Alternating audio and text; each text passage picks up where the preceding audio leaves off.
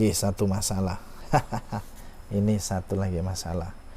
Memang saya ada soalan yang saya minta tuan-tuan dan puan-puan boleh komen. Memang orang-orang Perikatan Nasional ini suka cari masalah, suka menjemput masalah. Bagus-bagus tiada masalah, jemput masalah. Memang begitu kode orang ni. Sekarang pula kerana celupar, kerana cuba mau jadi hero, kerana entah apa lagi lah mau dibuat, saya pun tidak paham. Sekarang ada seorang MP ada seorang MP Perikatan Nasional sekarang ini didesak untuk dedah identiti dalam jual saham MASB kepada BlackRock. Dedah lah, cuba nyatakan siapa. Jangan cakap saja. Inilah MP Macang ni. MP Macang didesak dedah identiti dalang jual saham MASB kepada BlackRock. Nampaknya keceluparan makan diri. Orang ramai sekarang mendesak ahli Parlimen Macang itu supaya mendedahkan siapakah identiti individu yang berpangkat tinggi dalam sebuah syarikat milik Malaysia Airport Holding Berhad MAHB yang dikatakan menjadi dalang penjualan saham kepada syarikat BlackRock Incorporated. Manusia itu nama dia Wan Ahmad Faisal Wan Ahmad Kamal, yang juga dianggap seperti baling batu sembunyi tangan. Malah kredibiliti Ketua Pemuda Perikatan Nasional PN itu pun dipersoalkan kerana hanya bersandar kepada surat layang. Inilah peliknya. Susulan itu beberapa warga maya di Pelepnu X telah meninggalkan komen kecaman terhadap apa yang telah diperkatakan oleh Ahmad Faisal. Sepatutnya Wan Ahmad Faisal ni orang profesional, bukan baru kemarin jadi ahli politik. Kalau betul lah yang dipersoalkan ini, yang mana Wan Ahmad Faisal ni hanya bersandarkan fakta dia daripada surat layang, dia tidak layak lagi untuk jadi ahli parlimen kalau begini. Pening kepala. Salah satu komen yang menarik daripada SLWR, dia kata kena ada kelas accountability untuk budak-budak ni, sengaja lempar tuduhan tanpa bukti. Tulis warga maya yang menggunakan nama SLWR. Kemudian ada satu lagi komen daripada Ati Nasir, dia kata kalau betul nak dedahkan skandal, kena buat homework. Kalau setakat dedah surat layang semata-mata, memang tiada kredibiliti punya manusia. Langsung tak ada kredibiliti lah. Siapa-siapa pun boleh buat surat layang tersebut. Wan Ahmad Faisal nak tunjuk bijak, tapi surat layang kata Ati Nasir, memang memalukan betul lah. Semalam ketika membahaskan laporan tahunan dan penyata kewangan Akta Suruhanjaya Hak Asasi Manusia Suhakam 2021-2022 Dewan Rakyat, Wan Ahmad Faisal dilapor mendedahkan bahawa beliau menerima surat layang daripada orang dalam di KWSP berhubung isu berkenaan. Surat layang. Wan Ahmad Faisal, carilah fakta, jangan surat layang. Nanti kalau nenek saya surat layang, takkan itu pun percaya juga kan. Pelik. Salam sejahtera Malaysia. Tunjuk nanti Suara Rakyat bergema di channel ini. Ini satu lagi, belum habis lagi cerita. Kali ini 3 parti politik Kerajaan Perpaduan membuat laporan polis terhadap MP Macang. Apa cerita dengan dia lagi? Takkan fitnah lagi. Wakil daripada 3 parti politik dalam Kerajaan Perpaduan dan wakil daripada Jawatan Kuasa Pembangunan dan Keselamatan Kampung Persekutuan atau JPKKP Parlimen Macang telah tampil membuat laporan polis terhadap ahli Parlimen Macang daripada bersatu, iaitu Wan Ahmad Faisal, Wan Ahmad Kamal pada hari ini. Habislah.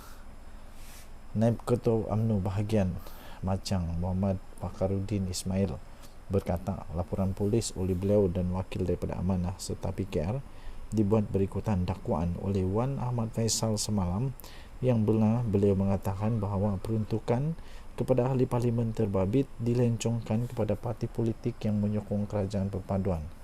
Ini betul-betul fitnah paling teruk. Beliau berkata pihaknya menafikan sekeras-kerasnya kenyataan ahli parlimen Macang itu yang dianggapnya fitnah, berniat jahat, selain mempunyai pandangan serong terhadap parti-parti politik kerajaan perpaduan. Kata kenyataan yang dikeluarkan oleh Wan Ahmad Faisal itu adalah fitnah, dan kami wakil dari parti politik kerajaan perpaduan menafikan dakwaan itu. Kami tidak menerima sebarang peruntukan seperti didakwa beliau. Dakwaan dilontarkan itu tidak masuk akal. Sepatutnya beliau perlu cakap berpaksikan kepada fakta. Malah tidak pernah berlaku dalam sejarah peruntukan dari kerajaan untuk parlimen dilencongkan kepada parti-parti politik dakwanya. Ini baru betul. Berani kerana benar. Kali ini betul. Kalau memang fitnah, buat laporan polis, lawan di mahkamah, bukan cakap-cakap saja di belakang. Ini baru betul. Beliau berkata demikian selepas beliau membuat laporan polis di Ibu Pejabat Polis Daerah Macang hari ini. Wan Ahmad Faisal boleh bankrupt kali ini. Boleh bankrupt kali ini kalau ada lagi dia kena saman kah, kena suruh bayar fitnah kah. Beliau berkata demikian di Ibu Pejabat Polis Daerah Macang. Kira-kira 100 penyokong kerajaan turut berhimpun di sini bagi menyatakan sokongan, di samping sebagai tanda protes secara aman terhadap Wan Ahmad Faisal. Semalam, media melaporkan Wan Ahmad Faisal mendakwa peruntukan yang sepatutnya diterima sebagai wakil rakyat telah dilencongkan kepada parti politik yang menyokong kerajaan perpaduan. Muhammad Fakharuddin berkata pihaknya berharap polis akan mengambil tindakan terhadap ahli parlimen itu sebagai pengajaran. Ini kalilah Wan Ahmad Faisal. Bagus-bagus, tiada masalah, cari masalah. Bagus-bagus, tiada kes, cari kes. Bagus-bagus, dia satu orang yang macam tiada apa-apa kena mahkamah. Sekarang dia pula pun kena ikut mahkamah juga. Setakat ini Muhyiddin ada kes mahkamah, lepas tu Wan Saiful Wanjan ada. Kali ini Wan Ahmad Faisal pula cari masalah sendiri. Tak ada masalah, cipta masalah. Rasakanlah. Kesian. Salam sejahtera Malaysia, tunjuk di suara rakyat bergema di channel ini. Tuan-tuan dan puan-puan yang dihormati sekalian, ada orang buat spekulasi terbaru dan saya pun ditanyalah apa pendapat saya dengan perkara ini, yaitu kalaulah UMNO keluar daripada kerajaan, Zahid Hamidi kah jadi Perdana Menteri Malaysia yang baru? Saya kata tidak mungkin Zahid Hamidi boleh jadi Perdana Menteri yang baru. Pada pendapat saya, ini pendapat saya saja, ada manusia ni dia memang dicipta untuk bukan jadi nombor satu, tapi dia bagus jadi nombor dua. Ada manusia ni dia memang dicipta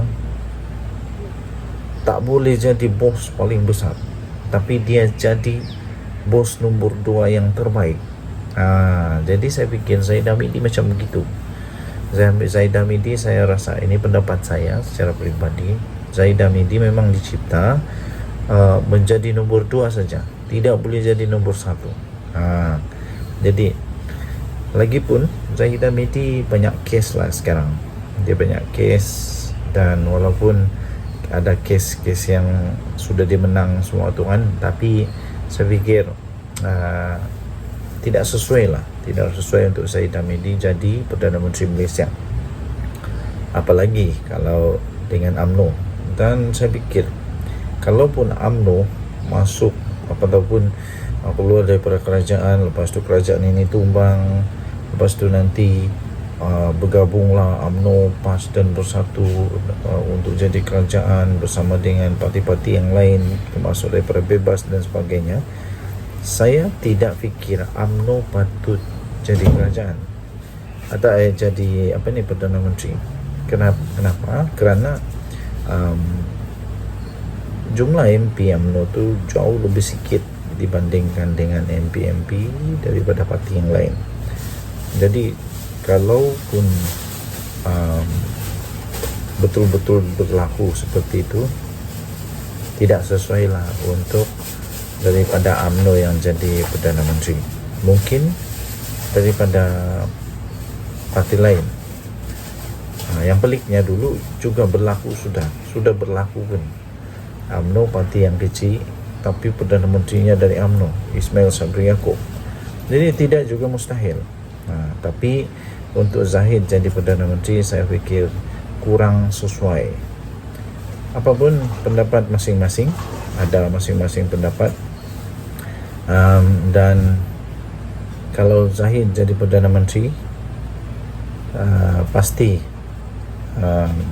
parti-parti yang bergabung dengan diorang ini akan jadi tidak juga stabil lah, sebab akan ada ahli-ahli dalam parti, MP-MP dalam parti yang bergabung tidak puas hati, pada akhirnya akan menyebabkan ketidakstabilan berlaku sekali lagi. Jadi tuan-tuan dan puan-puan yang dihormati sekalian, minta maaf lah pada Zahid Hamidi, sebab pada pendapat saya Zahid Hamidi tidak boleh jadi Perdana Menteri.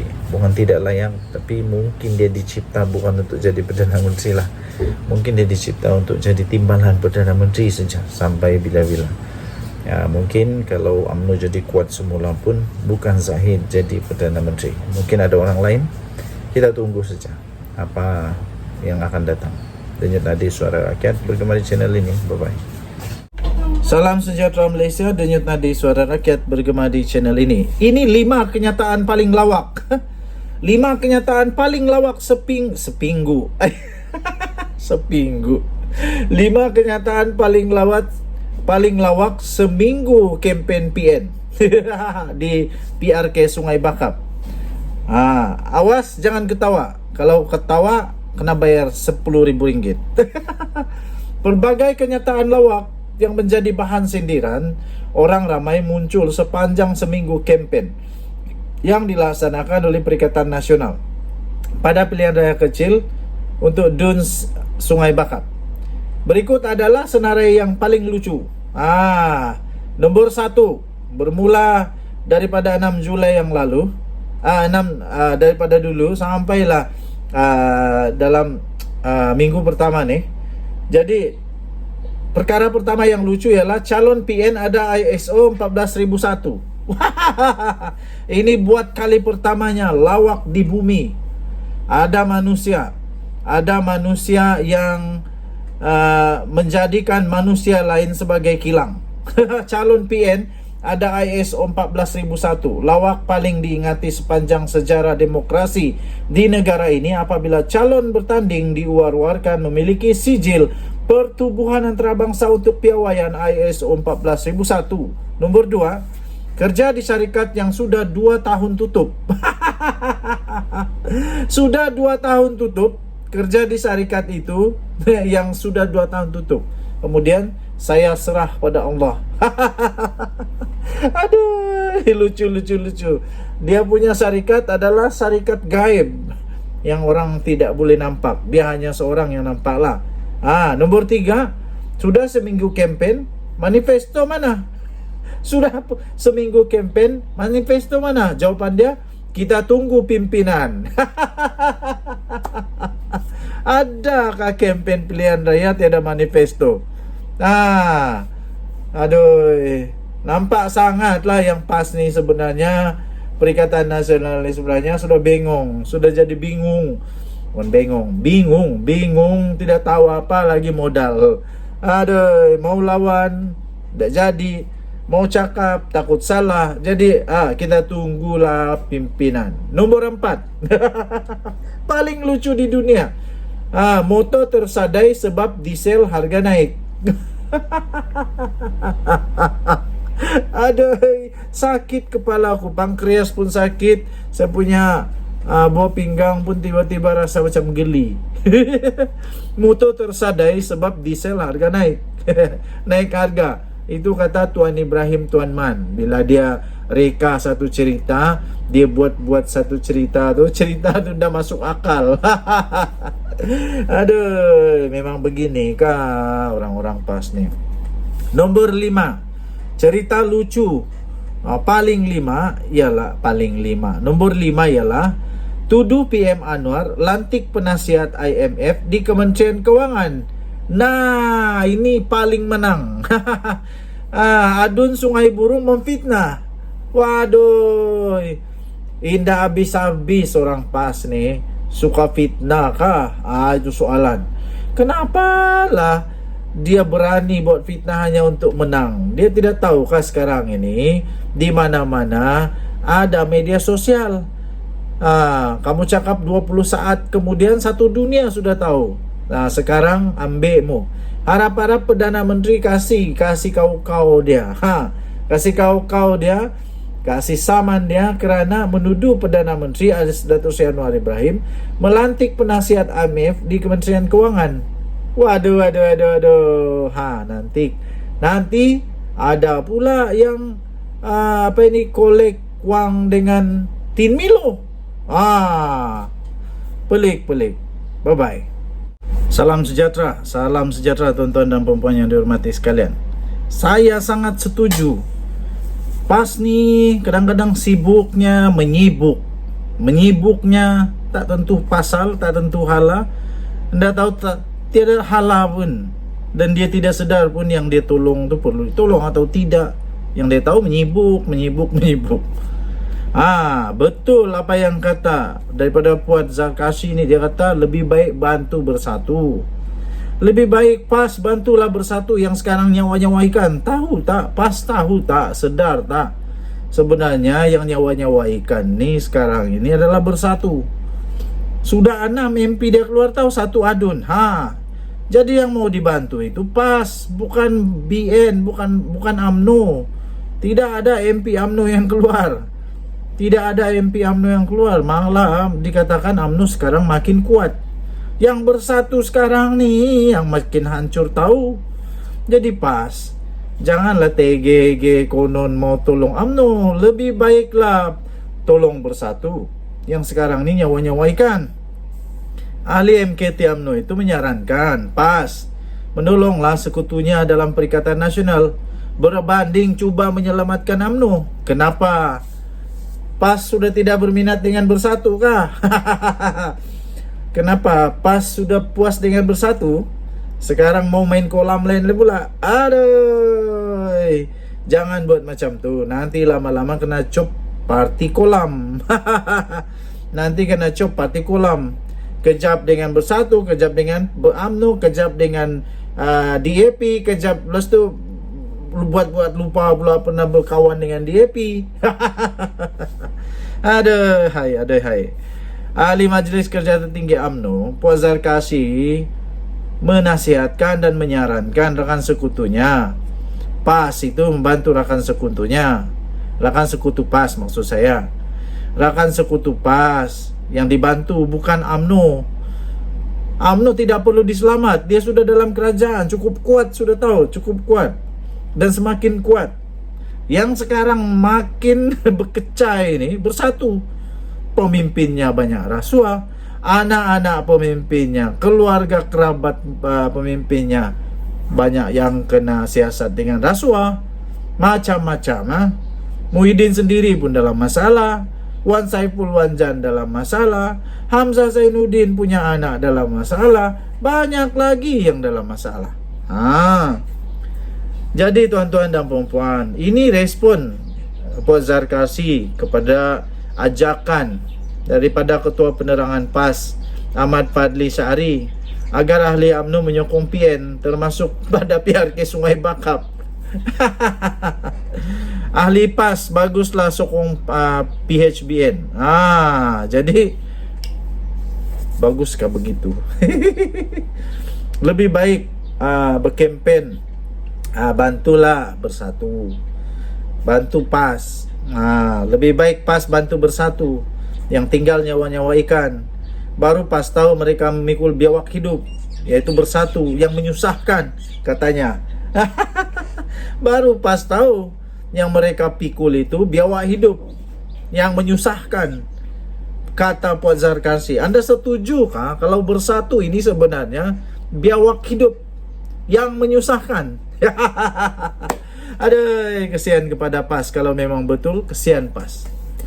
Oke, jadi tidak payah panjang-panjang saya cakap. Betul, tidak payah sibuk dengan parti orang, tidak payah sibuk dengan Pakatan Harapan Barisan Nasional, tidak payah sibuk selamatkanlah, kononlah, tapi sibuklah dengan bersatu yang semakin hancur itu. Denyut Nadi Suara Rakyat bergema di channel ini. Bye-bye. Salam sejahtera Malaysia.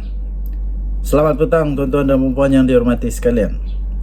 Baru-baru ini ada lebih kurang 150 orang sehingga 200 orang yang berkumpul untuk menunjukkan bantahan mereka yang paling pelik pernah terjadi di Malaysia. Belum pernah ada perhimpunan seperti ini, yang pun dengar-dengar kata perhimpunan ini sebenarnya tidak diluluskan. Tidak diluluskan oleh tuan punya tanah. Aduh. Mereka mau, banyaklah tuntutan dia, sampai 8 tuntutan kalau tidak silap. Dan dengar kata ramai sangat yang mau supaya Perdana Menteri Datuk Seri Anwar Ibrahim letak jawatan. Okey, saya mau tanya saja. Mungkin ada di antara anda yang berkumpul pada hari itu yang ada jawapan, ataupun sesiapa sajalah yang ada jawapan boleh tinggalkan di ruangan komen. Kalaulah Datuk Seri Anwar Ibrahim letak jawatan, siapa jadi Perdana Menteri? Siapa ganti jadi Perdana Menteri? Nampakkah? Nampak tak sekarang ni sebenarnya tidak ada yang boleh ganti Perdana Menteri Datuk Seri Anwar Ibrahim. Inilah masalah dia. Daripada hinga-hinga, bising-bising, teriak-teriak, jerit-jerit kat sana sini, tapi nampaknya mereka sendiri tidak ada calon Perdana Menteri yang sesuai. Hari itu, kalau masih ingat, mereka kata maukan Dr. Sam untuk jadi calon Perdana Menteri. Tiba-tiba sahaja diumumkan pula Bersatu masih lagi mau Muhyiddin Yassin Perdana Menteri karena dia masih cukup kredibiliti. Lepas tu timbul pula kenyataan daripada PAS pula, kalau tidak silap Tuan Ibrahim kata tak pernah dibincang. Ini menunjukkan mereka tak ada calon Perdana Menteri. Kenapa mau bagi Tok Guru Hadi Awang jadi Perdana Menteri kah? Aduh, dia jadi apa nama tu?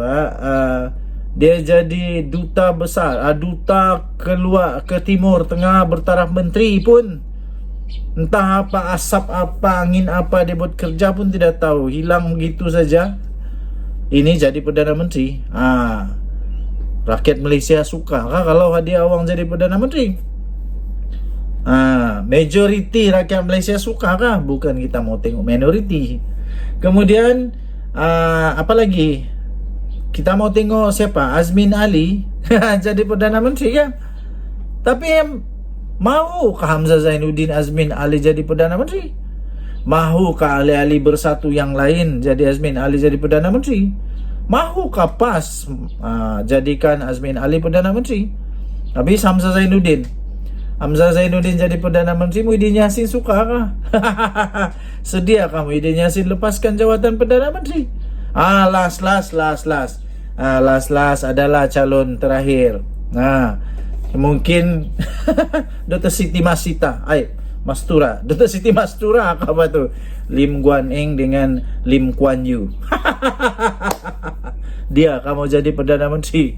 Aduh, masalah dia dalam PAS dan Bersatu, dalam Perikatan Nasional, belum ada yang betul-betul boleh jadi Perdana Menteri. Bukan kerana tidak berkelayakan, tetapi kerana tidak ada persetujuan secara kolektif, secara penuh, secara permufakatan yang betul-betul mau dialah jadi Perdana Menteri. Belum ada masalah. Berbeza dengan Datuk Seri Anwar Ibrahim, Pakatan Harapan. Semua mahu dia. Tiada orang yang cakap lain, buat lain. Tiada. Jadi jawablah, siapakah Perdana Menteri kamu? Tapi realitinya kita akan melihat kerajaan stabil sampailah PRU akan datang. Itu pasti. Sampailah PRU akan datang, tidak akan ada perubahan kerajaan. Tidak akan. Kerana anti lompat parti sudah ada, kemudian banyak lagi lah yang sudah ada. Tidak akan ada, ya. Yang mungkin ada, hilang majoriti 2/3, tidak dapat disangkal, itu kemungkinan itu ada. Tetapi untuk adanya pilihan raya semula, ya mungkin.